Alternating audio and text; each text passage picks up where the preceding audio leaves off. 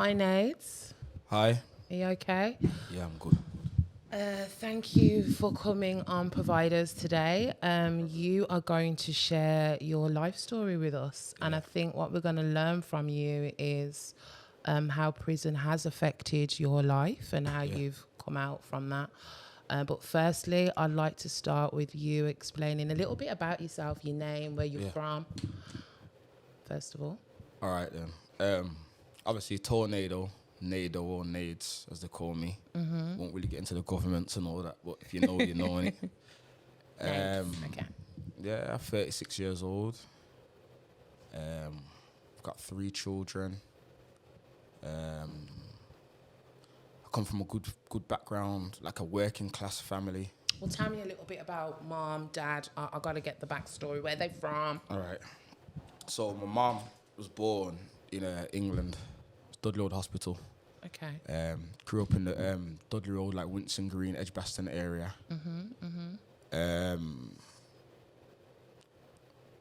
My dad, he's from Jamaica. His parents, though, I think one's from Cuba and one was from Jamaica. Okay. My mom's parents were both from Jamaica. My dad's parents, I never ever did get to meet them ever in my life. Okay. Growing up for me was all right. It was I was around a lot of love. I was around a lot of women.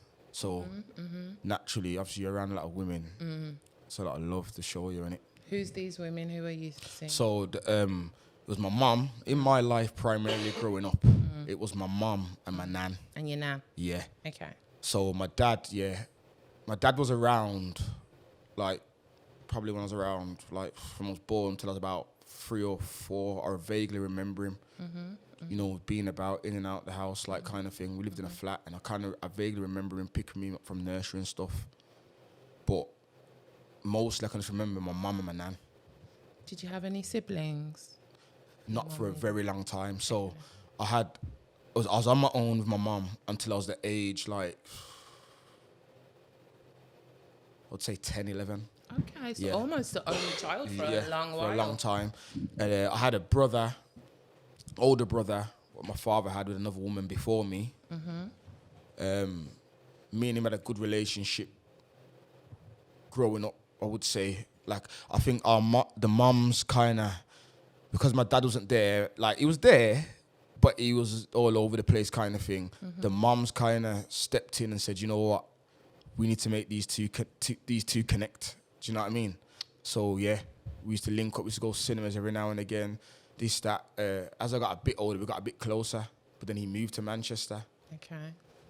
And then that kind of changed everything. Did that affect you in any way, do you think? At the time, I wouldn't realise, because I wouldn't have thought I was that close and could never live with me. But now that I look back and I check it, yeah. What did it do? See, I always wanted an older brother. So my thing was this, like, when I was little, I used to be around a lot of older guys. They used to always take a liking to me, and I would take a liking to them as well. You know what I mean? And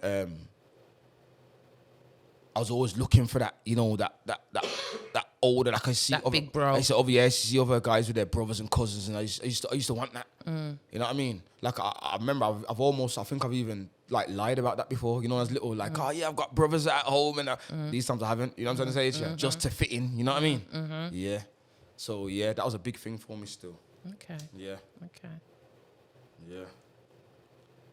So your brother moved to Manchester. That was a big thing for you. Yeah. How old was you at that point when your brother moved? That's like later on down the line. So by then I'm like 12, 11, 12. But before then, it's like me and my mum. I think we living in a flat. My dad's left now properly. Probably got a bit too much for my mum now that I look back, and obviously a young parent. And then we moved back to my nan's house. Because she's a single mom. Obviously. Yeah. So we moved back to my nan's house. And then that's where I grew up and I lived. And then my mum used to work a lot. What did she do? My mum used to, for growing up, yeah, I remember I was going to college. And she was a nursery nurse. She qualified, she was a nursery nurse. Mum's always been a working class woman, always had good jobs, always had, you know. Oh, mummy. She was, back in the day, she's a Christian now, born again Christian, but back in the day, she was like, as I say, ghetto or hood or whatever. But she would always make sure that the working side of life, you know, back then a lot of people, yeah, just partied and spent their money and that, and they get to like these ages now, their 50s and that, and they're looking at, my mum's not one of them. She was always working. Always worked and always made sure I had good clothes and I was clean. My nan made sure I was clean and fair. My nan was the main person in my life. Like the main person. Like there was no one above that woman. Like she done everything for me. I remember her washing me.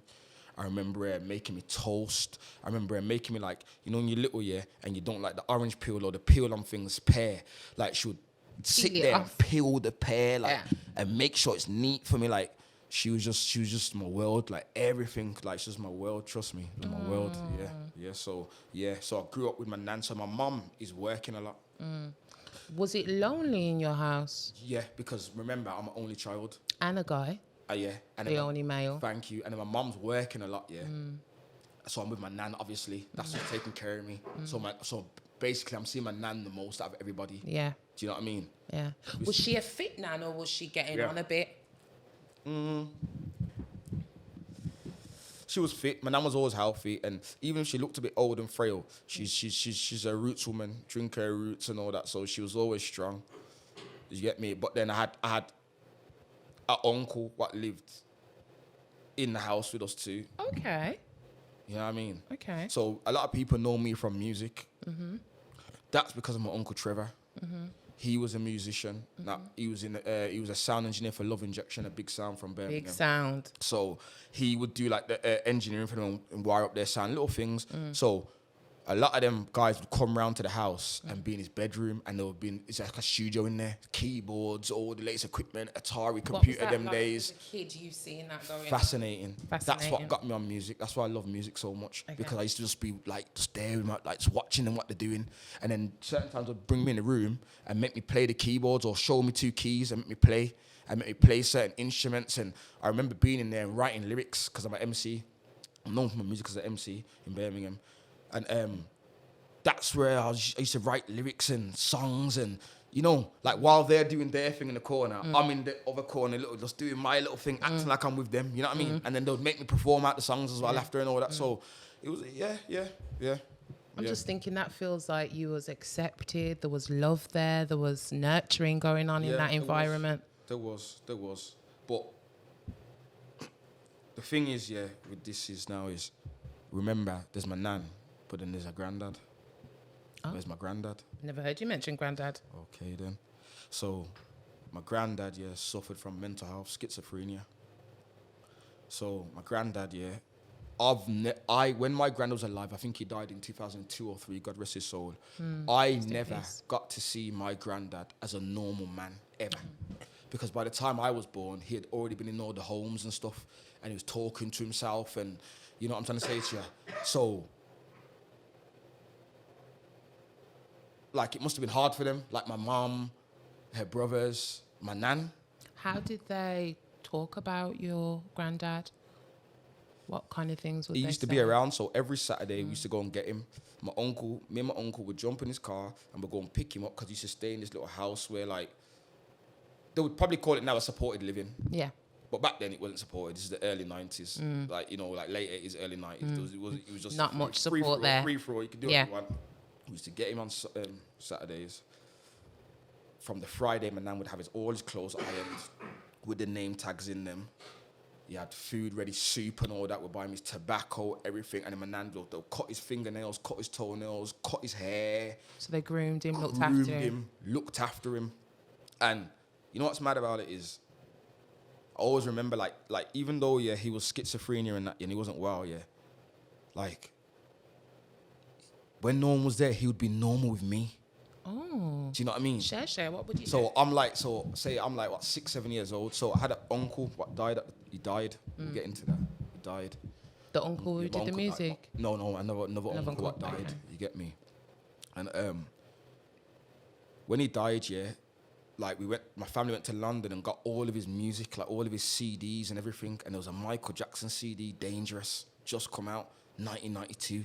I'll never forget it. Right. Wicked CD. Right. And I pull it in and I used to dance to it. I used to think I was Mike. I used to dance. Blah, blah, blah, blah. But I used to do it in front of my granddad when he came on Saturdays. And he used to laugh. Only time I'd see him laugh. You know what I mean? He would just laugh, like proper laugh. And he used to sit there and watch me and stroke his beard. I used to think, you know what? Like, I sit on his lap and say, my granddad, and like, remember, I'm little, I don't know none of the wiser. Like, when he's talking to himself and that, I'm laughing. I find it funny. Like, you know what I mean? Like, it's not, you know, like, I'm little in it. I don't know nothing. You So, don't know anything. yeah, it's just my granddad. I'm glad that there's a man here. What I can say is my granddad. You know what I mean? And yeah, so that was, you know what I mean? That was, and then he died. Like, he lived like for years and years up until I was like, so I was born in 1986, so up until 2003. So it's a long, yeah. So I've seen him all that time. I've seen him every weekend of my life. You know what I mean? So as much as I think it's bad, like when I look at him, I think, oh, my granddad had schizophrenia and that. And when I think back now, yeah, it must have been sad for him, but at least he got to, you know, still be around. A lot of people in there like that, you just get dumped in a home and no one cares about you. Honestly. You know what I mean? This is a beautiful story so to I have share. to take my hats off to my family. And I'm even, when I talk now, I'm even realising myself, whoa, my family's serious, man. Because I'm thinking, if he didn't get that support, he could have passed away. He could have, Ages ago, he died as an could have old died. man, as he should have. Yeah. Do you know what I mean? With love, support, With love, and nurturing. yeah, in his 70s, you know what I mean? So, yeah. So, That's granddad. yeah. Where do we go from there now? You was about to tell me about your uncle. Yeah, so it's mad because around this time I'm telling you the CD, all right, cool. So my uncle, I don't know the story much, but this played a big effect on me in life. This made me scared of death for years. I used to think about death when I was a kid, and I used to like have nightmares and that. Like I just think, well, we're gonna die. Like we're never gonna be here again. Like I'm not gonna see my nan, my mum, and like I don't know what happened because I was too young, but obviously I do know what happened through the stories I've heard over the years. And it basically, cut a long story short, my uncle was a big chef, like Ainsley Harriet big. Your mum's brother, like Ainsley Harriet big. Okay. Like he grew up in Birmingham, had enough of Birmingham when he got to a certain age, moved to London, became this big, he was a sous chef for a top chef, became his own big chef, and is about to work for the BBC, probably have his own program and that. Okay. Yeah, serious like that. I don't know what's happened. I think he's ended up losing his job or something, and a couple of other things weren't going right in his life. I don't know, because I was a kid at the time. Yeah. All I know is that I heard that he met some people, some guys, and they introduced him to ecstasy. I think he started taking ecstasy or whatever, probably smoking weed, I don't know. He was in his flat. He's asleep. I think he owed his landlord money or something. His landlord wanted to get through to something. The landlord's come. Bam, bam, bam, bam, knocking the door. Richard! He's woke up out of sleep, probably on drugs, paranoid. And he's jumped out the window. But through the glass. Get it?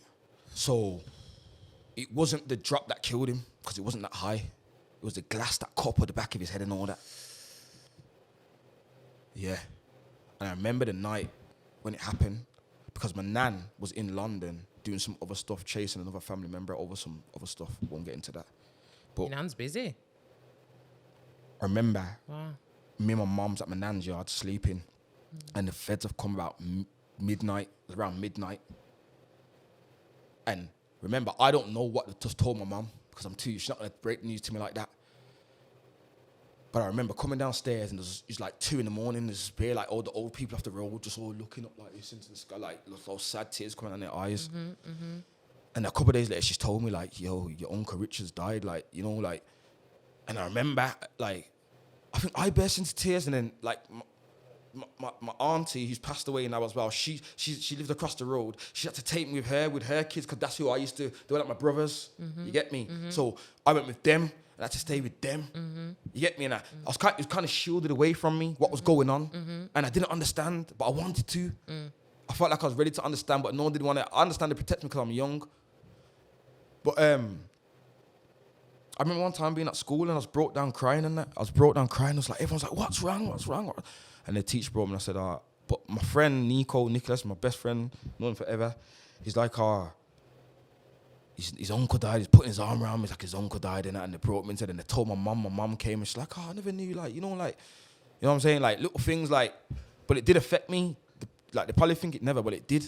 Who? Like my family probably, because I probably thought, I was just little, just hide it from him, but I knew what was going on and it was affecting me. Like, I remember he brought me a remote control car, like, little things he did for me, I remember, like, you know what I mean?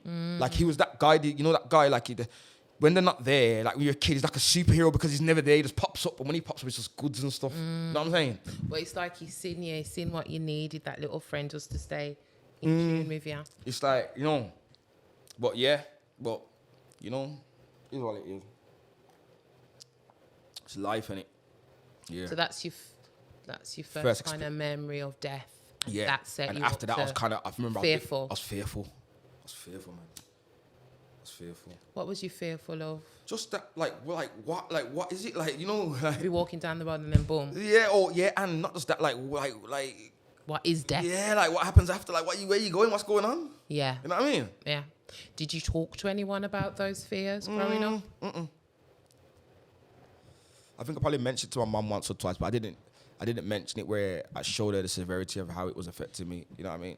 Looking back, do you think we're not blaming anyone, okay, but looking back, do you think there's anything that anyone could have said or done to help that little young boy that kind of knew something was going on but didn't know what to do with his thoughts and feelings at times? Yeah, probably. Someone could have probably been a bit more like, come down to me like, and explain more and speak more. So got onto your level. Being than just a kid, because humans are humans, no matter what age you're a human. I like that. But I understand at the same time, especially with black people and big people and the what is it? What do you understand? They're very protective of the kids because of. But black people, and my understanding is children shouldn't be seen, not heard. Shh. You can't tell that child they're a child. It's adult stuff, that kind of stuff. So my family was more like, you're a kid, you don't need to know this stuff, just be a kid. Yeah, but it's not everything you can block off from a kid. You're still a human being with a brain, eyes and ears. Do you think you've grown with that wisdom now as a man, having your own? Yeah. Okay. Yeah. So, we'll come back to that later. Yeah. Okay. So let's stick to the story. So that's when you kind of remember, what the heck is death? What happens after death? How old was you at this point? Was you at secondary school, primary school? Primary school, man. So this is very early in my life. So I was about 6, 7. 6. Okay. So at the age of 6, 7. Okay. Anything else to share about your childhood? No, like I said, my nan had me the majority of the time because my mum was working. I did miss my mum. I did miss my mum a lot. I did miss my mum. Would she say things to you? Or would you say things to her? Yeah. You know what, yeah? I missed my mum growing up. Like, she was there, but because she worked a lot and she was doing all this, and, we have to remember, she's probably going through her own stuff. My dad's probably this. Now that I'm a man and I'm older, I understand. Do you know what I mean? Probably a lot of rejection. A little bit for the viewers. Go on. It's a lot of rejection or whatever, or men who even had a move towards women, and you know what I mean? Anger, resentment, single mom, back at my mom's, the angry. So then sometimes I think that used to come out on me. How? So obviously black people, we're not even just black people. Back in the day, we're disciplined in it, so we'll get beat in it. Now, I wouldn't say I used to get beat. I wouldn't say I used to get beat. There are some people get beat with wires. That weren't me. I'd probably get beat with the worst would be the belt. You know what I'm saying? Yeah. I'll get like a slap or whatever. But with me, my mum would probably be more verbally. What she says to me, what will get to me. Do you get me? Touch your soul. Yeah. So she'll say things to me. Horrible things. But now that I'm older and I look back, I understand she was doing that because she never loved herself then. That's deep. Ooh. because of her past things in her life, I won't get into because that's her life, you get me? But things that happen in her life. And so, and I know that now because of who she is now. And how much love she shows me now. And on the other side of my life, not the other side, but how she's been there now as I've been an adult and I've messed up now, how much she's been there for me in my rock and been just the only person who never gives up on me. No matter what no one's got to say, she doesn't go nowhere. Do you know what I'm trying to say? But yeah, so I did miss my mum a bit growing up. That made our relationship a bit, you know what I mean? So... No, I don't know what you mean. So it made our relationship, like I said to you, we'd argue, but not straight away. So how old So are you now? so as it no, not straight away. So remember I was saying, well, I'm 6, 7, I'm 8. thinking you're 12. I'm 6, 7, 8. I'm not gonna argue with my mum at that age, am I? So I'm just taking, call it abuse if you want to call it, verbal abuse. Up until Now. It's a certain age now. Yeah? So let's get to like senior school now. So what, you about 13, 13. Going off the rails now. Why? Because, like I said, as much as there's love in my home, there's also things going on where, like I said, me and my mum's relationship's a bit shaky. I'm getting older now. My nan's strict. One thing with my nan, she was very strict. And her mouth was very sharp. And I know where my mum gets she gets it from. Right. Where my mum say horrible things to me, my nan would do that also when she's ready. You know what I'm saying to you? So now it's a thing where I'm growing out of this now, and it's a thing where I'm like, yo, where's my dad? Where's the men? Let's start going outside. Let's start. And then I'm from a community where there's lots of males, yeah, where we're all the same. We ain't got dads. Is that because, now obviously you're going to look for the males outside because there's not much in your house. Yeah. And do you think because of the issues that were brewing with mom and nan, you was Obviously, like, I need to look for something I'm else? looking for something else. Yeah. Do you think if there was a man in the house, there would be that search on? Most anyway? definitely. Because I think that's all I wanted. So I've started to venture now. Start to play outside. Say from like 9, 8, 10, I'm playing outside. Like I said, there's a group of people on this road. And I'm from one of them areas where it's very rooted. So when I mean rooted, I mean like everyone's nan came from Jamaica that in the 60s, 50s. And they all got put in certain places. So we all got put. So on the road, you've got people like me with their mum lives at their nan's. And so all my friends were the same. Same. Yeah. Yeah? So everyone's at nanny's. Living there. Just going to school from there. Childhood was a bit like that. Going from school from I there. love nans though. All my cousins were nothing there. wrong with it. I loved it. Yeah, yeah. But this is what we're doing. Mum Yeah, lived yeah. there too. Yeah, Mum yeah. lived there as well. Yeah. And this is what it was. Okay. Started to learn about the streets now. Innocent first, obviously. Football, knock door run. Get into senior school now. My mum used to smoke weed. And my dad. Yeah?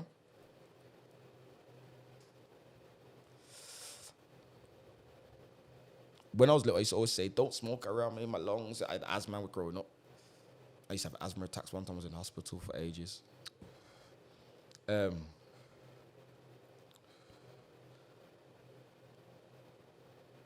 same thing that I used to cuss them about. I got to about 11, 12. Ooh. No, probably before that. Really? Because I've got a friend who was telling me the other day, when you was in primary school, I remember you came in year 5 with a fag. Jesus. I lit a fag up, yeah, and I had a half a spliff, but I teethed out my mum's ashtray. And and I had it and I showed him. You get me? So you're That was bad. year 5 when I was in primary school. So I always started that, but then by the time I got to like 12, I'm smoking now. Like I'm smoking. Jeez. So when I'm in year 7, I'm at the back of the bus with a spliff in my hand, chonging out the back of the bus. Like year 11 guys are looking at me like, whoa, look at you. But I'm like a big man. because also what I forgot to mention is a big part. I just quickly get this in. I grew up as a Rasta. Okay. 12 tribes of Israel. So Okay. I didn't have locks. I've only had these locks for 5 years. Oh. But you don't have to dread to be Rasta. Okay. Yeah. Okay. So I was a ballad. My mom used to be a Ras. My mom used to be a dread, and my dad was Ras. Sorry, and my mom was Ras. But even they are cut their hair now, but we're Rasses still. Right. So I've come up on a Rasta upbringing. How can I miss this out? This is crucial. So all this time when I'm telling you, like when I'm like, from when I'm born up until I'm like 12, yeah, I'm part of the 12 tribe of Israel. Yeah. So we have dances every month for whatever tribe you are. Yeah. So you got Naphtali, Joseph, Zebulon. These are all months and you have a colour. So my colours, I'm a Zebulon, September. Okay. So that's pink. Okay. You see, so now we have a party every month and you wear the colour of that month. So white party, pink party, and you get your suits tailored by the Rasses. This is all in-house community. So you got the Rasses, what will make the Rasses cook the food. The Rasses, Jarastafari's grandson Jacob will come down and bless the place and stay at everyone's houses in Manchester. And normal, we're around the royal family. Wow. You get me? We have car key dance. We have, but as a kid, the kids are allowed at this dance though. The kids are allowed at the dance. Wow. The dance don't finish, The dance goes on for 3 days, non-stop. You know that, innit? No. So the kids can be here all this time. There's a room upstairs, yeah, with bare sheets on the floor and with about 200 kids sleeping all on the floor. Okay. And they'll wake up, come back downstairs, have something to eat, and then go out. Was that good? And the big people in mother's pot. I enjoyed it. And I'm telling you now, it made me very rooted and give me some of the morals that I've got today and some of the philosophies I have today. And why I'm so deep is because that. Cause I grew up in them things. I grew up in, you get me? I grew up seeing the proper stuff. The proper stuff. You get what I'm saying? As a black man. You know what I mean? Love that. So you have to remember now, I'm going to these places and it's black people with dreadlocks and even white people from Israel. I knew about this stuff from early. Everyone talks about Israelites and that. We had white people from Israel coming to the 12 tribes. My godmother is white. Yeah? And she's a dreadlock woman and she lives in Africa now, Ethiopia. Yeah? This is what's going on. So, I grew up in this cultured thing. Okay. So, I grew up around weed and all that. Just normal, just smoking. Brings me back to what I'm saying. I don't want to get... Because you was on the bus. All right, then. Tonguing it out. All right, Like then, because this is what I'm used procedure. to. I'm used to the Rastaman way of life from I was young. So, law? No. No law. I'm going to smoke on this bus. Doing what we're doing. Yeah. So, fast forward now, it's like I'm 12 years, I'm smoking now. This is what I grew up seeing as I'm just explaining the thing to you now. So this is what I'm doing. You know what I mean? Started mixing with different people, different crowds of people. But because like I told you, I've always been with people older than me.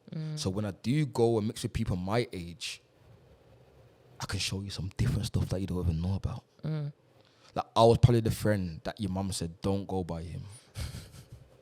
You know what I mean? And I understand that now. Okay. I used to feel it and I get it because don't go by me because I was running wild. You know what I mean? By the time I got to 12, I was running wild. So slow it down a little bit now. So go on. So I'm still on the bus smoking now. Yeah, so I'm smoking. Yeah, that's what I'm saying. So this is 12 years old. So I'm smoking. I'm just smoking and just just being a bit antisocial. I'd say things at home now. I've moved now. So my mum has got her own place now. Okay. In Low's house. My nan's obviously was in Winston Green, so my mum got her own place in Low's house. So now I've moved with my mum now because I'm getting older and my nan's way of living ain't suiting me now. But my mum still smokes weed and so that life suiting me. My mum's on my way. My mum's up, she's wearing machino. She's, my mum's my mum's got a man now. She's married. Oh. Did you get on? Got on very well. Okay. I got a little brother. I'm happy. The happiest kid in the world.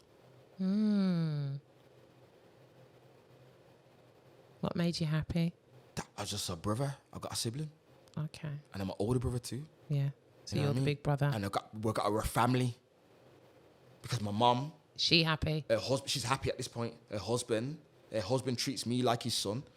Don't get it twisted. Still got a relationship with my dad. Yeah. By this time now, I spent a summer with my dad. I got to know my dad properly. Because I spent a summer with him.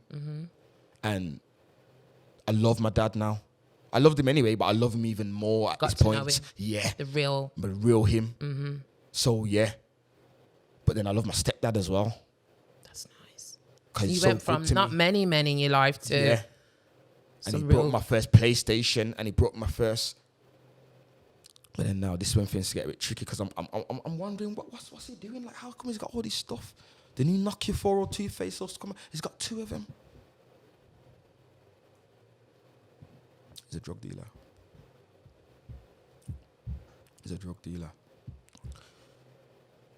And I'm gonna be real with you. I was about 13, 14, like, and I clocked. And you see, from that day, I said to myself, yeah, this is what I want to do. Forget anything else. This is what I want to do. And then for school, and that was just mad. I was just messing around. I just didn't, you know what I mean? I understood what he was doing. And I got to see that. Wait, then they went to prison. You went to prison? For it, yeah. And they raided my house. I never forget. No, they didn't raid my house. Like he sent a message through somebody telling us to look in a certain place. And we looked, and there was bullets. And there was money. And they're saying, take the money. Me and my mum take the money and go live it. And I swear, it might sound bad. I was like, yeah. This is The one. the The life. one, the life. So you wanted to aspire to I wanted that. to aspire to that. So by the time I got to like 14, I started selling myself. Like 14, 15, I started selling weed. He was selling crack cocaine, obviously. He's been to jail like 2 times now. I'm selling weed. Obviously, my mum don't know. Me and my mama, at this point now, me and my mum are absolutely crazy now. Like, we're absolutely just not on terms. Because I'm doing your own thing. doing my thing now. And your mum's I've done like, that thing. I've already done that thing when my mum's tried to hit me, grab the bat or whatever it is in her hand. Me, like, I'm big now. Push their back. God forgive me. But, you know what I'm saying? Like, I've done that thing now. I'm at breaking point. Me and my mum don't get along.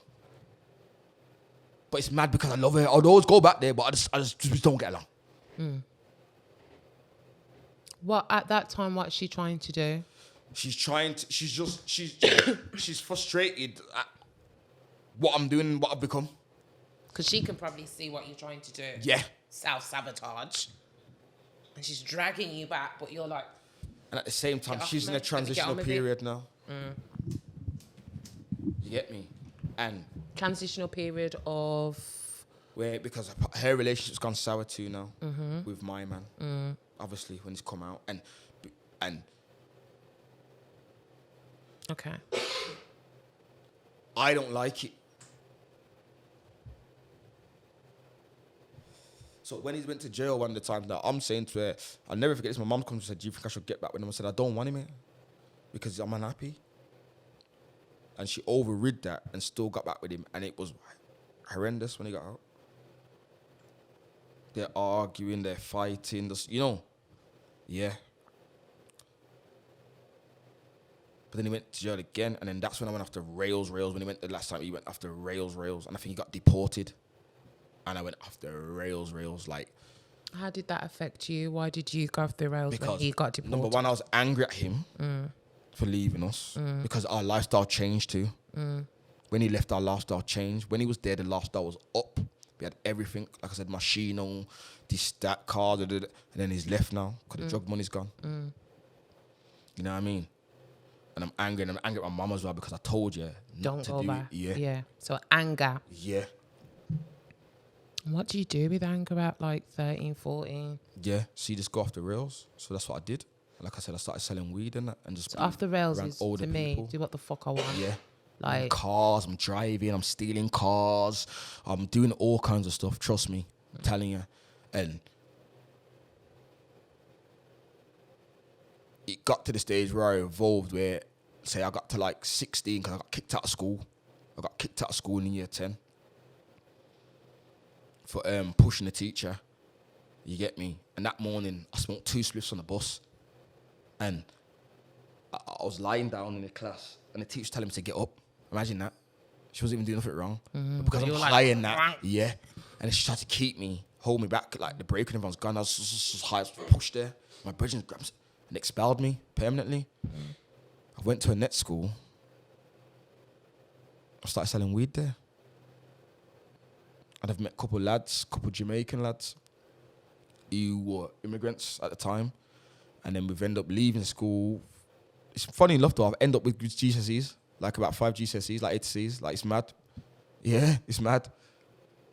But you didn't study or nothing? Nah, it was on and off. It was mad. It was just mad. It was mad. I was in school. I can admit it now. I was like in there selling stuff and that. Just like selling weed and just hustling. It's crazy. Like when I look back now, how young I was, like, yeah, it was mad. And then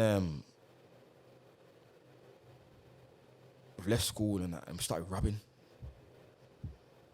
Old ladies? No, not old ladies. Started robbing, so just like phones was the thing at the time. So we'll just rob people like on the bus, like, you know, like take their phones and that. But I'd rob the phone, go and buy a car from the auction. Cause them days there you could just buy a car from the auction, no ID, nothing. Like it was a 16, buy a car, get in the car, and then just drive around robbing people's phones. But them times there you get like £300 for a phone, £200 for a phone. So you get 10 phones, you got £3,000. This is in like 2000, 2001. Them times there, big money. It's big money. You know what I mean? But At also, your end of little age. But also I'm into music. Okay. Back to my uncle, I still do now. Like the grime things come out, and I want to spit. I want to be a part. Like I want to, you know what I'm saying? So I'm just living this typical. I'm living the life that enough of these, like, you know, like the rap guys cliche. I'm living that life. You know what I'm saying? All this is going on at the time now. Like I said, my relationship with my mum, she don't even know where I am. When I do see her, it's just arguments. Just angry. She just knows me up to no good. You know what I mean? I'm probably sleeping at a friend's yard, a girl's yard, another friend's yard. I'm just bouncing around now. I've got no humble about. Like, I remember I never used to have clothes, but I used to have good clothes, you know. But because I'd leave them places and have to abandon. It was just listen to me. People don't know, you know. So, it's serious. What do you think that did to you psychologically? It made me a lost person. Lost. I was lost. I didn't know myself. I didn't know nothing. I just lost tune with everything. You know what I mean? I was just roaming free, just roaming wild. Anything that would go on, I'm just there. Reckless. And I'm selfish. I didn't really care about other people's emotions and what I would do to people, how it would affect them. You know what I mean? Yeah. That's what it done.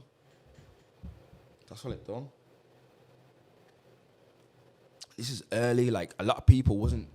Like, I'm talking... This is early, man. Like, you know what I mean? This is early. But one thing I used to always do is always go to my nan's. Was that because when my mum would run me, my nan. When my mum would run me, my nan's got me. Do you know what I mean? She would cuss me and that, you know, but I know that's what she's like. Her one's just how she cusses everybody. You know what I mean? But my nan, I can go there. So I end up moving back into my nan's now. You know what I mean?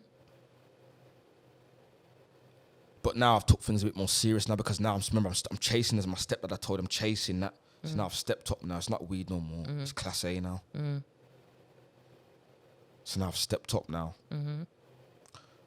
Don't want to get into it 'cause I'm not trying to glorify it. Long story short, doing what I was doing, got caught. I'm 19. Police station, straight remanded to prison.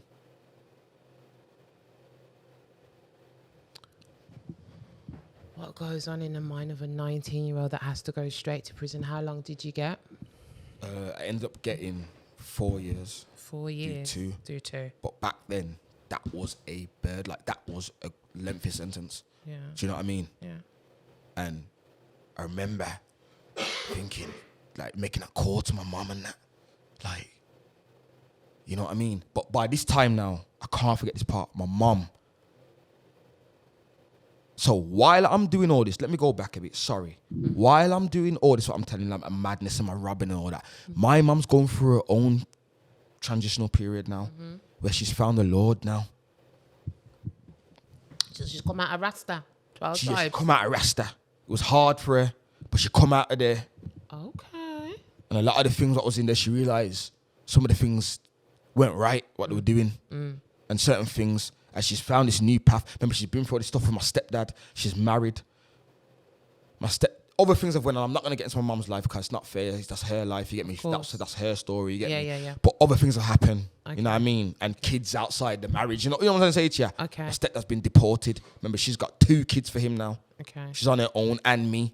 And she's dealing with my rubbish. You know what I mean? My dad's there, but my dad's a laid-back dad, so he don't really say too much. If anything, he'll more and endorse certain things, you know what I mean? So, yeah. So, she's found the Lord through her hardship. She's in a dark place. She's found the Lord and found the light and stopped smoking weed, everything. Threw away her weed. And she graduated as well. That's just before I got locked up. Wow. There's a picture of me, her, and my 2 little brothers. And she graduated. She's the first person in my family to graduate from university. Go on. You know what I mean? And she did that late. She's about 38. And she graduated from uni. And no one else in my family came there. Just me and their kids and the rest of her kids. You know what I mean? Because she's like the black sheep in my family. You know what I mean? Yeah. So... You made a phone call to your mum? I made the phone call to my mum and that, and it's obviously so mad. She's like, she can't believe it and that. But she kind of knew that at the same time because she said, I just knew you was, you know what I mean? No one could believe I was there, like even my friends and that, because no one knew how serious and sophisticated I was taking the drug dealing. Yeah. To the next level. They never knew, like what I was doing, like this counting lines, what everyone talks about, that this is 2006. You know what I'm saying? Like, it was a big thing. 5, 6 was a big thing. So, anyway, I'm in prison. When I first got to prison, the first time, I cried. When I was 19, I cried. What was you crying? I just cried because, obviously, I'm in prison, innit? Like, I didn't cry straight away. I think after a while. Because when I got there, it was all right. I got there. I seen someone I knew straight away. I seen someone else because I'm a popular person on road anyway. So I'm seeing it. Oh, come pad it with me. I don't know what that means, but yeah, come. You know what I mean? So, but there was a point, I remember I did cry. You know what I mean? So what does it mean being in prison at that point? What did it mean for you? At that point, it was a thing where I was a bit scared because obviously it's something new and I don't know what it is. But at the same time, I was a bit intrigued because I'll tell you something now. I had a conversation with somebody about 2 weeks before I got locked up, yeah. And it's mad. It's like I was telling them that not telling them I'm going to prison, but it's like it's a big man. It's like, and my friends was there. It's like I was telling them, like, I'm saying, like, you can never say never. Like, you can go jail if you do certain. But the big man's telling me, I am never going to prison, big man. I'm telling you, I can tell you that I'm not going to prison. I know what it means now, you know. But then, 2 weeks later, I ended up in prison. That's mad. Ooh. You know what I mean? Power of words Yeah, as well. mad. So words mean a lot. Words are powerful. That's what you should get out of that. But yeah, end up in prison. Obviously, I'm there. And I got into it, man. I got into the motion of it, you know what I mean? And, you know, end up getting a good job. You know, just, I don't want to get into it and glorify. It's not a thing to glorify because prison's a horrible place. But what I will say is, though, is this is where me and my mum started to reconnect now. Because she's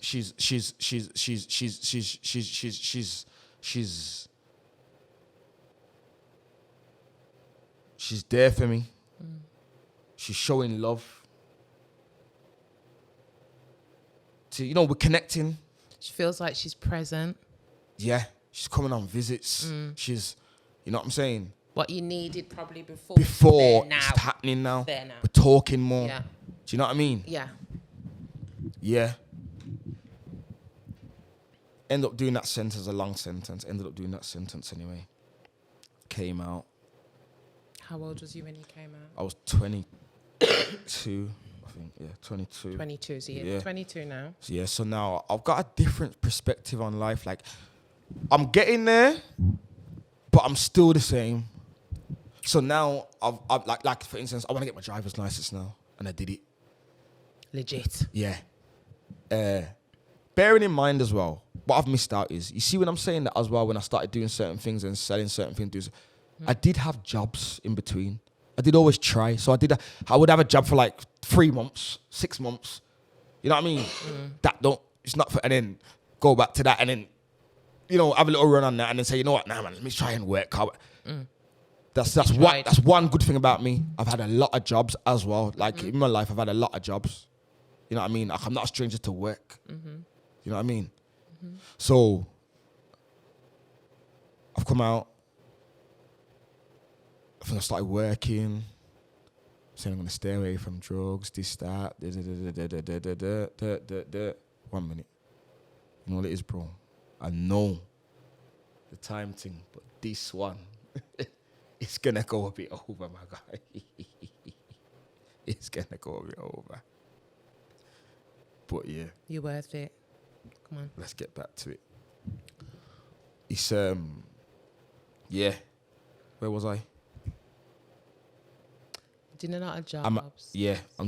I'm working now. I'm saying the legit thing. I got my driver's license now, but I'm still mixing with certain people, certain crowds, and the things have changed now. The climax has gone up now. Things are a bit more serious outside now. I my friends and stuff and the people I hang with, things have got more serious now. They've upped the ante while I've been in. Situations I'm happy, it's crazy. Yeah, no, getting organised now. Yeah, and it's serious Big now. So things. I've come out into this now. Okay. So at first I'm saying, no, I'm just gonna and what I did manage to do is I managed to stay out through my license. And my family are believing, yeah, he's good, he's doing what he's doing, and and I was for a long time, but you know what I was doing? I was struggling. I will say I was struggling financially. Yeah. Because I wasn't doing what everyone else was doing. I was struggling financially. You know what I mean? When I look back now, I can admit I was struggling financially. Like I don't know, man. I just, you know, and I was scared. Prison scared me. Not that it scared me because I didn't want to go back there.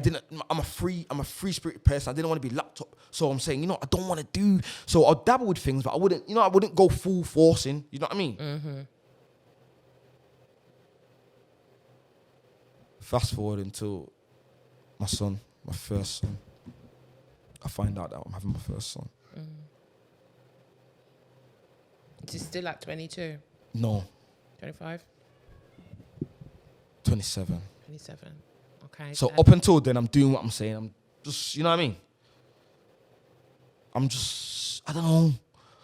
I'm going in and out of stuff. Feels like you're surviving. Yeah. Wheeling and dealing. But I'm not happy. I'll be honest with you. When I look back, I was not happy at all. And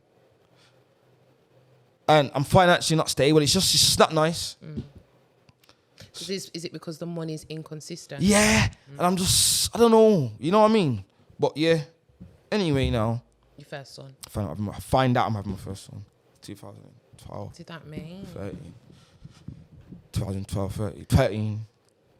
So now I'm working somewhere. And I remember the day, like, I'm working. And I had enough of this job. And I said, you know what? I just walked out. What was you doing? I was doing a warehouse job. Okay. I walked out and I said, you know what? I'm just going all in. I'm just going back to the streets.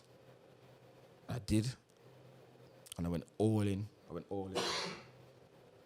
Why do you think you did that? I went all in. Because I was thinking, you know what, this isn't it, man. Like, this must be something better. Like, I need money. Like, I was, at that time, I didn't think big, money was everything, innit? So I was thinking, money. I think money would change everything for me. You know what I mean? Mm-hmm. So, yeah, I went all in, man. I went all in. You know what I mean? And my son was born, and everything's nice. I'm doing what I'm doing. I'm back on the streets. I'm hosting full time. But this time, things are very, very, very nice now. Making a lot of money. I'm doing what I'm doing. Got my son. But the relationship with his mum, because I'm so much on the streets, it's affecting our relationship. What happened there? I'm on the streets too much and I'm not showing enough attention and all them kind of things. You know what I mean? Did she know that you was... Yeah, she knew what was going on, but obviously she's not like that. She's legit. You know what I mean? And some serious incidents happen, what I won't get into. And we've ended up parting ways. And I was in a very dark place because a very serious incident happened. I can't get into on here. Very serious incident to do with like the drugs and stuff, and then like I ended up losing my house, losing everything. I can imagine. All my money, everything gone. I got a charge now. Everything's gone. This is when my dad's come back now. Okay. I moved in with my dad when this incident happened, and he just took me in. He just took me in, he took me in, and we're just talking about things, and he just showed me, you need to, you know what I mean? But even though this serious incident happened, it didn't stop me from doing what I was doing. So I carried on doing what I was doing. So I'm separated from my son and my missus now. I'm on my own. I'm doing what I'm doing, and it's mad. Like I've ended up getting another charge. So I've got off that charge and ended up getting another charge. Do you know what I mean? And then How does that feel at that point? yeah, it's crazy. It's crazy, man. Like I've ended up getting another charge, and then like my family at this point has disowned me now. Like my uncles, a lot of my family have disowned me now. Disowned you? Yeah. They're saying like they don't talk to me. They're saying you're taking the piss. You know what I mean? Because the things that I'm doing is affecting my family. You know what I mean? And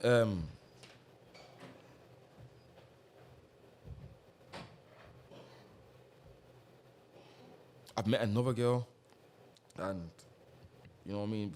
Like we get along. No. Tell a lie. Before this year, all this is going on. I'm on a charge, but I've met a girl, and it's not serious. We've just seen each other, but she's ended up getting pregnant. You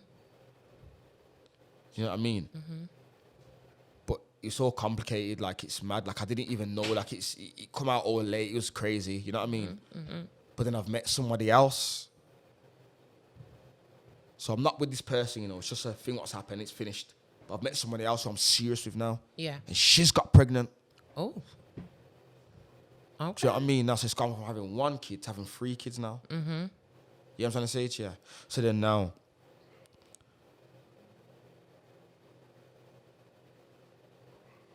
I'm doing what I'm doing or whatever. I'm going through what I'm going through. I'm with this girl. She's pregnant and whatever. But then I've got another charge now. Oh my God. I'm just like sinking in my chair at this point. How are you feeling? Another drug charge. So I had 3 drug charges. I've got off 1, but I've got 2 more now. And 3 children. And 3 children. So I've got 2 on the way. Yeah. Or 1 that's born, 1 on the way, 2 that's born, and 1 that's on the way. But I'm with this, the last one, I'm with her. So, you know what I mean? But at this point now, I'm suffering from anxiety. Anxiety.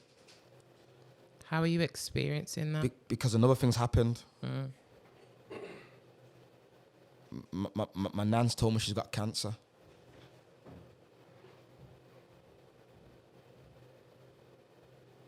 What does that do to you? I'm the only person who knew. So I've had to hold this in for like a year before she told anybody. She told you first? Yeah. Because at this point, I'm in and out of her house. Like, I'm living there. When I'm doing all this, I'm living at hers. Like, so I had a point with my dad, the period with my dad, but then I went to my nan's now. And, you know, it's me and my nan. Everyone else goes to work and all that. It's me and her. No one don't even know our relationship and the things we used to talk about. You know what I mean? So she's revealed to me she's got cancer. So my nan's got cancer. I've got 2 charges. I've got a baby on the way. My mom's telling me, stop doing what you're doing. The Lord's told me that something bad's about to happen to you. Oh. You need to stop doing what you're doing. You're selling the drugs, stop it. Because even though I'm getting in trouble, I'm keep doing it. Do you know one day, yeah? Just when I knew I had anxiety, because I was suffering panic attacks and I didn't know. Yeah? One day, yeah? It's about 3 in the morning, yeah? I think I'm lying down in bed. I'm not girl's pregnant and that. And I got up and that, and I'm breathing heavy and that. And I got up and I feel mad, my heart's beating. I think I'm gonna die. Like I picked up my phone, yeah, and I phoned my mum, but I felt my head's gonna explode as well. Like I'm saying, Mum, I don't know what's going on and that. And I've ran out the apartment, down the stairs, yeah, into the middle of the road, and I'm crying. And I'm saying, Mum, I don't know what's going on. Mum, help me and that. And my mum's saying, you need to stop, I told you. It's too much, son. But she said, you know what? You're going to go away. She said, you're going to go away. I already know. You're going away. It's the only way you're going to go away. You're going away. You get me? To cut a long story short now, I've ended up getting I got sentenced now in London. One of my charges in London got sentenced. Got 5 years. Remember, my son's been born now, he's a month old. You don't know me. The girls in the thing in bits. I remember I got another charge to go. I'm all the way in London. You got another what charge? Charge, yeah. Remember so then the 5 years and then another one. So I'm in London. No. So she had to travel all the way to London with this newborn baby. Oh. My mom. What's that doing to you though? It's killing me. But I can't, no, tell her that first. At first, yeah, I was selfish at these times. So at first, yeah, I'm not even acknowledging it. I'm thinking it's normal. Like, yeah, you're meant to come down here. I'm not. It's not registering what's actually going on. Like sometimes they ain't got money and stuff. And so when does it hit you? When I get later on into the sentence, it starts to hit me. You get me, that weight there. So what do you do with those feelings? But wait there, did you before avoid? That, push it? No, there was a crucial point though, because we can't even go there yet. Because my nan's got cancer, I don't remember. So I'm in prison now. What are you going to tell me? My nan dies. The person what means the world to me. It's like your mum's really. It's my mum. Second mum. Like, she's gone. Didn't get to go to the funeral.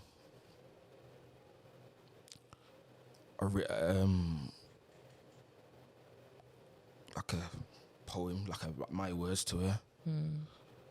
My brother read it out.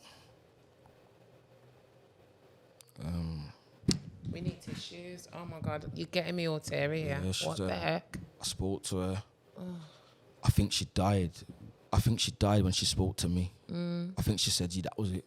Because she's on the phone and she told me, she said to me, listen, she said, you need to stop doing what you're doing. She said, I love you and I need to stop doing what you're doing. And she goes, you need to, what you need to do, she goes, you need to, don't make nobody take advantage of your good nature. What did she mean? She goes, stop it. People take advantage of you and try not acknowledge you, and you need to stop. You get me? And yeah, the guy come, the priest come the next day, open my door. Look, I'm not even emotional about it now because I swear, yeah. And His nan died, and there was a big man in myself, big up Wayne, after big up Wayne at the time, and like a big man, like my mum's age, how I cried, I sobbed. I mean, got it out and that. Said I couldn't go to the funeral because I was all the way in Norwich. I was in some far jail. Ipswich was far. It was a horrible time. But yeah. That's tough. Yeah, that happened.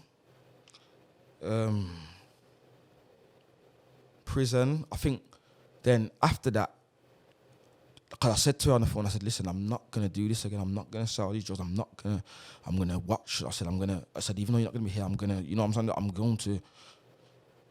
So then, see, from then in jail, I was just like, yeah, like, I need to, you know. So I started from the bottom, maths, English, got all my qualifications, you know, and having a good job, you know, Speedy, I know you don't want to be, you know, he'll tell you, you know, we had, you know, making the best out of the worst situation. I love that. All the courses I've done, like, all the qualifications I got now in my portfolio are all from prison. But they don't tell you that. It's obviously from a proper college and uni. So let me slow you down a minute. So from that conversation with your nan, something just clicked and you was like, yeah. okay. I was like, you know what, I need to, and then my kids and all that, like, I'm seeing them on the visits growing and, you know, and then obviously, even like the relationships, like my girl at the time, like things went a bit sour, because obviously I'm in prison. I got 8 years, by the way, like I'm doing 8 years altogether. Do 4. So. Still a bird. It's a bird.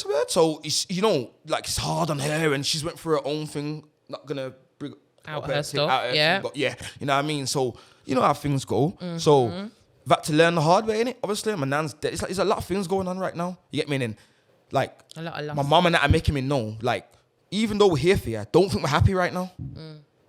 Because, you know what I mean? We're dealing with it all, you know what I mean? Other people looking after your kids and all that, and people say, you don't, bruv. You know what I mean? She never realized this. And all that, and get me, and people and money issues, and you know, I'm angry right now. But it's all right. I'm turning the anger. I'm using the anger and saying, you know what though? Watch when I get out. Yeah, watch when I get out. Just cool. Everyone's talking. I want my name, and because people, and you know, people talk bad about you. Know how it goes. Cool. So I'm just focused, doing what I'm doing, gymming. You know, clean my mind, everything, reading Rich Dad, Poor Dad, and the Richest Man in Babylon. Read them books, people. Reading Grow Rich While You Sleep, and reading Who Moved My Cheese. Got them books. Who Moved My Cheese? Got them books in my yard now, and I go back to them now and go through them to make sure I'm doing what I need to be doing in life now. All right. You know what I mean? Yeah. So yeah, and I started to read my Bible. And I started to speak to God. Build your relationship. Build my relationship with him. And my mom's guiding me through it. Because by this time now, she's been to a minister school now. Mom's qualified, she can be a pastor. Yeah. So she's guiding me through it. And I'm doing what she's saying. Sometimes I'll be on the phone, she's like, go and read Psalms 33, where trust me this. And I'll go and do what she says. And I'm talking to God, I'm crying, yeah. Oh, you've done a 360. Yeah. And I'm, you know what I mean? And I'm practicing things in Rich Dad and Poor Dad, and that in prison, and things from the Bible in prison. And I feel better, and I'm doing better. You feel better.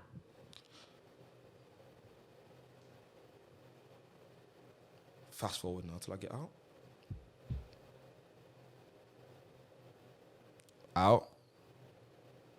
And I would say I'm doing well. And that have turned over a new leaf, and I've made a transition. How long have you been out? I've been out for 1.5 years. I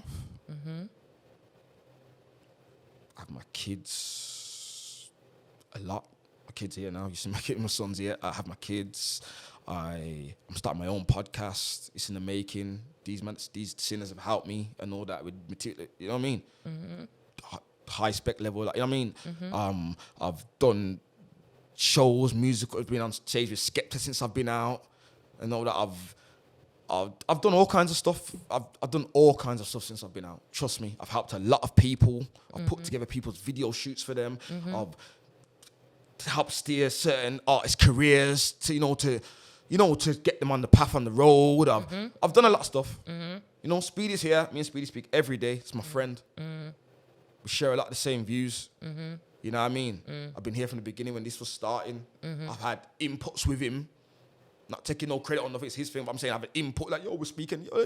And, yeah, man, trust me. And trust me, like, people who wouldn't have connected with me before, connect with me now. Like, for instance, when I come out, there's one guy, he's a big man to me, like 50. And he's like, I seen him when I was out in one rave, just like about 6 months after I've been out. And he's coming up to me, he's like, yo, like, come here. He's like, you know, I never like it before, fam. And I'm saying, what? He's like, yeah, he's like, no. He's like, no, just, it's like, I never really text you. Like, I'd see you nod my head, but he's like, you see, since you come out, fam, he's like, I even spoke to you. I can already see it's just different, fam. Oh. And I love it, fam. And he's saying, you see, whatever you're doing, just keep doing it.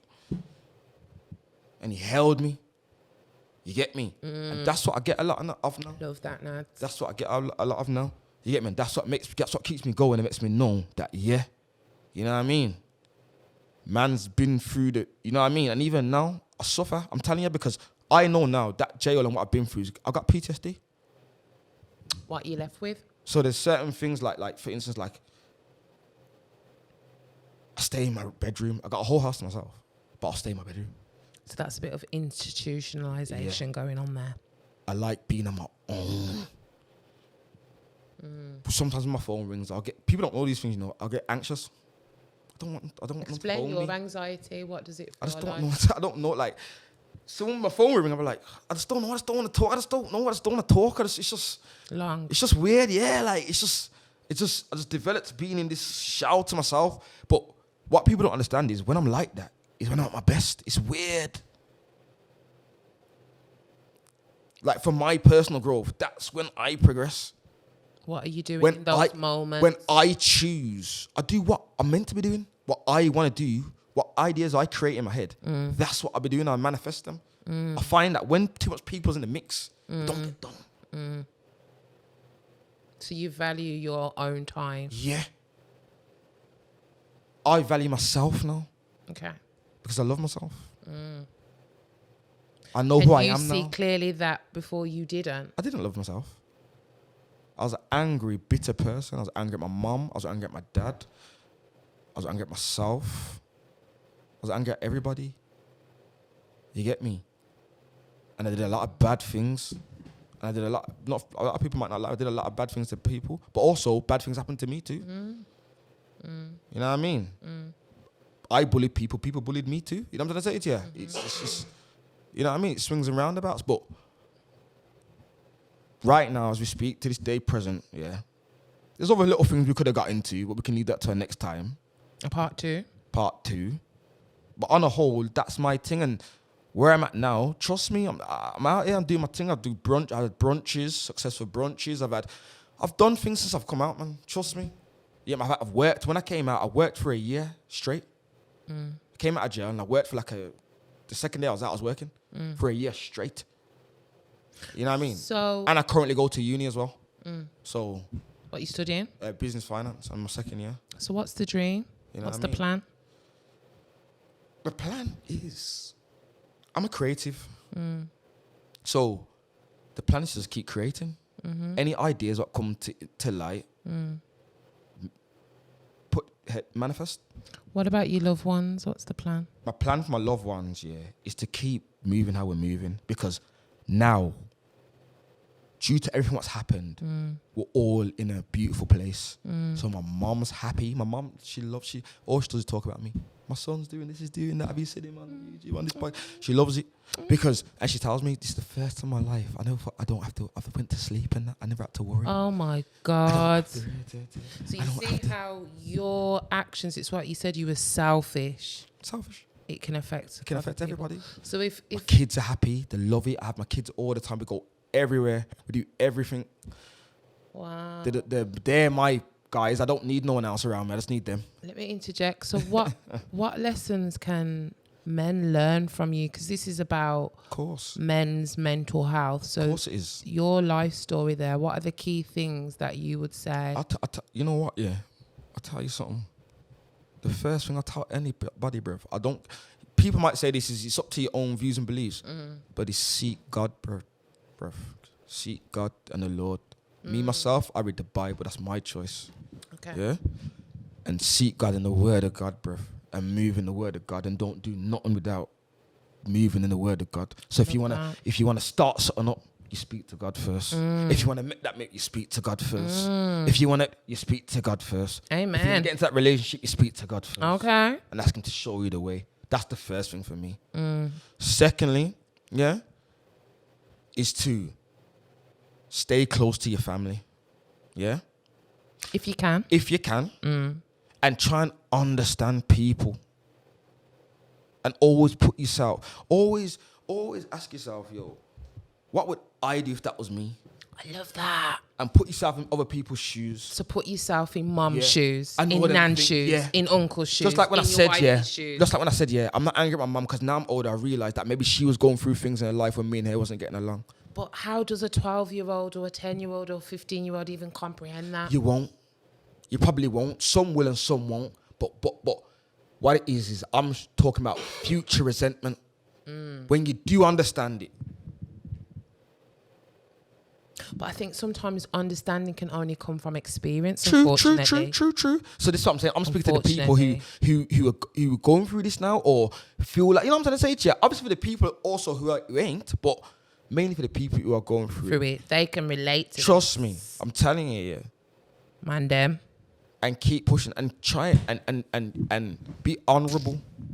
Honourable. Yeah. Can you break that down a bit? To your word. Be a man of your word. Be a man of your Say word. what you mean. Say what you mean. Walk it like you took it. Help others. Yeah. These are the tools in life. What will give you blessing. What will make you continue to go through no matter what's going on. You know what I mean? When you put others before yourself, it's a different kind of. You know what I mean? Like before, I wouldn't have given somebody my last. Now I would. Before, I wouldn't have previously, I wouldn't have given somebody my last. I'd say, man, that's mine. But now, how I am, I would. Because I know that's nothing. I value love, relationships. You know what I mean? It's interesting you saying that because I was listening to something today and it was literally... There was this woman that lives to, I think, 111. And what this man observed is that she has a lot of friends around her till that day. And he says relationships are really important because if you're lonely, you can't combat through certain illnesses. If you've got the love of support of your family, like your granddad, he lived to a ripe old age. But we know stories of people that haven't got that love, that don't make it that long because they're lonely. So what you're saying is love the people around you, tell them, show them, give them the last if you can. And that's what I try and do now. And it works better. Like I just try and be around my family. So I take my mum shopping every week, routine on a certain day. I pick her up from work. I make sure I got my kids on a certain day. I make sure that everyone, I do my little brothers, I make sure that they're, or I don't just little, I just make sure that, I'm trying to be that guy now, Okay. I'm still getting grips to it and getting used to it, and there's still little things I could brush up on, but I'm doing it now. Do you think you would ever slip back into that mindset of money? Nah, I'm bigger than that. Don't get me wrong, I like money, and I do know that you need it to. So I like nice things and whatnot, but how I would go and move for it before is not like that now. And look at the energy, the time you spent chasing that kind of money. Where now you've got the same energy, and I bet you're gonna go further. I'm chasing a dream, not the money now. You're chasing a dream. Not the money. Your dream. My dream, not the money. You know what I mean? The goals and the anything dreams. you love and you put your mind to, I'm sure that's rewarding. My belief is that I can do it. Anything I love and put my mind to, I can do it. Yeah. With the blessing of the Lord and my family, secondly. But these young boys are on money. They need money. Yeah. So what are we saying to that? You see, this is the thing. Fuck dreams, they're saying. I know, of course. But guess what, though? I've also been there, and I understand that part too. But you know what I mean? You understand that they need to provide. Yeah, you see what it is, yeah. This is what I'm saying to you. It all boils back to, the ungodly society we're living in right now. I'm sorry, I know people might, but that's my thing. I love that though. I would not even expect you was gonna come at some God angle. You know what I mean? The love ungodly society that we're living in, yeah. Nobody reads no more. Nobody takes time out to, you know what I'm trying to say? It's just quick, fast. Everything's Rat fast. race. Yeah. Where you need to just lay back and just, you know, it's better to observe and see what I got. You know what I mean? That's how we used to move back in the day. But I think that communication or that relationship with God is part of meditation. That quiet, like sometimes I don't need to be on my phone. Yeah. You get me? You have to be still. And God, I believe, is in you. You know, He's around you, He's with us, and we have to hear Him, speak to Him. And I think that's a part of meditation, just being still. I mean? I think like everything what's been put in front of them as well. You know what I mean? It's material. It's materialistic, you get what I'm trying to say to you, but really and truly, without love, you can't move forward and prosper. And it's hard to explain to the youth, man, because I can say all this and at the same time, like I said, I know what it's like, innit? And it's you have to just keep yourself grounded, man. You have to, and even to say that, what is grounded now? Because I'm realistic. I know that how I grew up and what I seen is not what the youths are seeing now. What are they seeing? Because What's that much a lot different? of the young moms and stuff, it's different.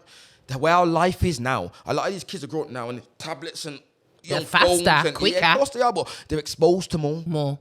Where we was sheltered. We was more go and read a book. We learnt about Marcus Garvey and these people. We learnt about these Sam Shot. We learnt about these people. Haile Selassie and all these people. We learnt there was still some sort of structure there in the household. You sit around the table and have dinner. And you don't watch the telly and all these things. You go to most people's now, they haven't got dinner table. And if they do, it's just for show. No one sits around and eats it. Everyone sits in front of the telly. They don't communicate. It's why families break down. You know what I mean? There's lots of things that go into it. There's the benefit system, what they created. What Thatcher brought in. That drives a lot of men out the home because the woman now knows that she don't need you. I don't need you. But I'm going to put that down to a lot more factors than that. Yeah. Because if we were you know what stronger... it is, You know what it is though? It's a lot more. Let's not even get into that. Oh, well, we're not ready for that. Okay. All right, I'm about to go in there. To wrap it up and that and bam. But yeah. On the whole. Okay. That's me, man. Well, thanks for sharing your journey. There was so much rich learning in that. And I think what I got the most out of it is your connection to women, your tenacity, your perseverance. You're very headstrong. And I think when you put your mind to something, you're great. It's a shame you didn't see that earlier on in your life. Yep. But those lessons were necessary to be who you are today. And I think your sons have got a fantastic father, you know, and that's what matters now, the next generation. Yeah. So thank you for sharing your story. If one person can pick that up and learn something. There's more, and it could have went more in, but we got part 2. I mean, yeah. Part 2. Like it's techie, but yeah. Who knows me knows, man. It's all real, it's all authentic, man. It's no fabricating, no, man. It's proper stuff, you get me? But yeah, no glorifying, no jails, no drug selling. It's just showing you, being real, and showing you where I've been and showing you where I am now, innit? That's where we ended up there, and now we're there, innit? So yeah, been good, man. Thank you. Take care. Bye.